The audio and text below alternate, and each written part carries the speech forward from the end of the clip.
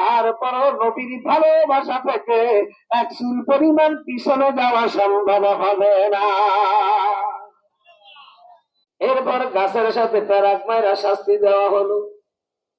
এখানে মধ্যখানে অনেক লম্বা কথাবার্তা আছে, সময় কম, সেই জন্য বলছি না।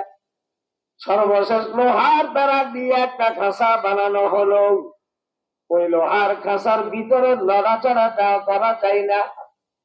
ওজা পায়ে চুয়ানিকে ওই লোহার খাঁচার ভিতরে যখন ঢুকানো হলো, প্রতিটা ফেরাগের আগাতে আগাতে আল্লাহ নবীর সাহাবী 22 বছরের এই নওজোয়ান যুবক সাহাবী শরীর থেকে রক্তগুলি ঝরঝর করে জমিনে পড়া আরম্ভ হয়েছে।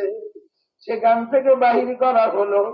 আবারও জিজ্ঞাসা করলো, আমার মেয়েটাও দেব, রাজ দরবারের অর্ধেক সাইরা দেব, তোমার কাছে ক্ষমা চাইবো।